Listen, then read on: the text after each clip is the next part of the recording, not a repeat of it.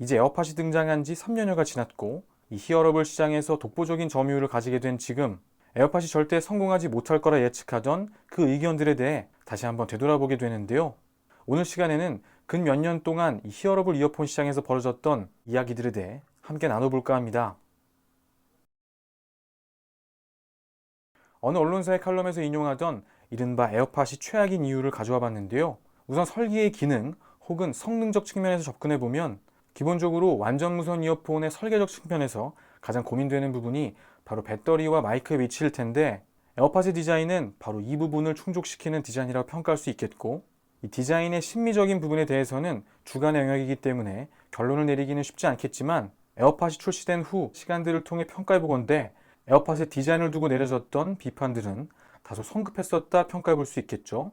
이러한 흐름은 에어팟2의 출시 이후로도 계속해서 이어지게 되는데, 2019년 2분기 에어팟의 출하량은 무려 1600만 대에 이르러 1년 전인 2018년 2분기 500만 대에서 218%에 이르는 양적 상승을 이뤄냈습니다.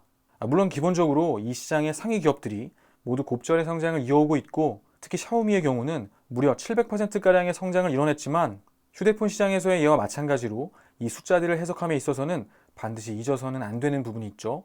20만 원에 육박하거나 상회하는 이 에어팟의 가격대를 고려해보면 이 히어러블 이어폰 시장 속에 애플의 존재감에 대해 다시 한번 이해하게 됩니다.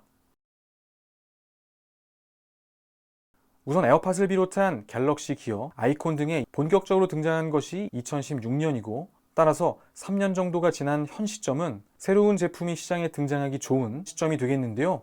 이러한 상황 속에 애플의 제품 전략이 다른 기업들과 달랐던 점은 이 1세대 히어러블 제품의 라이프 사이클이 진행되는 이 3년 동안 오직 애플만이 이 폼팩터를 동일하게 유지했다는 점이 되겠습니다. 그리고 두 번째 점은 이 시기 동안 애플 진영에서도 새로운 세대의 제품이 출시가 되었었지만 사람들이 의아해할 정도로 시장이 기대하는 이 두 가지 특성들은 끝내 그들의 제품에 부여하지 않았다는 점이 되겠죠. 그리고 이 이야기가 3년째 되는 해에 새로운 폼팩터를 가지고 마침내 시장이 기대하던 두 가지를 모두 품고 등장한 에어팟 프로의 이야기로 연결되게 되는데요. 프로로 명명한 상위 제품군을 등장시키기 위한 전략적, 기술적인 관점에서의 당위성이 명확한 전략. 애플은 이 히어러블 시장을 또 한 번 그들의 것으로 만들어가고 있습니다. 에어팟의 아성을 견제할 수 있는 대안들이 시장 내에 그렇게 많은 상황은 아니죠. 그중 유력한 대항마 중 하나가 삼성이 되겠는데요. 애플이 비츠를 인수한 것처럼 삼성 역시 음향 관련 기업에 대한 M&A를 진행했고, 이 히어러블 시장에서도 큰 시너지가 있을 것으로 주목받고 있죠. 더 기대되는 것은 에어팟 프로의 등장으로 인해 새로운 삼성의 히어러블 제품에서도 이제 노이즈 캔슬링을 기대해 볼 수 있다는 점이겠는데요. 레벨 시리즈에 이어 최근 등장한 C타입 이어폰의 노이즈 캔슬링 수준을 고려해보면 앞으로 등장하게 될 삼성의 새로운 히어러블 제품에 대해 큰 기대를 갖게 됩니다. 아울러 해당 그림이 지난 5월 삼성이 출원한 배터리 교체형 무선 이어폰 특허 관련 사진이 되겠습니다. 코인형 배터리를 해당 부위를 통해 착탈이 가능하도록 개선하는 아이디어가 담겨 있는 것이죠. 해당 특허가 적용이 되게 되면 배터리 수명 문제는 물론이고 크레들에 꽂혀 있어야지만 충전을 할 수 있는 기존의 방식으로부터도 벗어날 수 있기 때문에 연속 사용 시간이 획기적으로 개선될 것으로 기대됩니다. 전통의 강자 소니 역시 빼먹어서는 안 되는 이름이 되겠는데, 소니의 코드리스 이어폰인 WF-1000X는 여러 가지 점에서 상징적인 제품이었습니다. 우선 음질 면에서 코드리스 이어폰은 한계가 있다는 편견을 깨고 꽤나 준수한 소리를 들려줬고, 무엇보다 의미 있는 수준의 노이즈 캔슬링을 구현함으로써 기술적인 측면에서 이 히어러블 시장의 미래에 대해 더 많은 가능성이 있음을 제시했죠. 그리고 올해 새롭게 등장한 WF-1000X M3는 에어팟 프로와 가장 직접적으로 경쟁하게 될 제품이 되겠죠.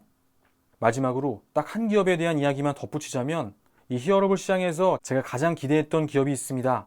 실제로 LG의 블루투스 이어폰 라인업인 이 톤 플러스 시리즈가 성공을 거두고 그들이 제시하는 이 넥밴드 형태의 블루투스 이어폰이 무선 이어폰 시장의 표준처럼 느껴지던 시기가 있었을 만큼 이 무선 이어폰 시장에서의 LG전자의 약진은 사람들로 하여금 많은 기대를 낳게 했었는데요.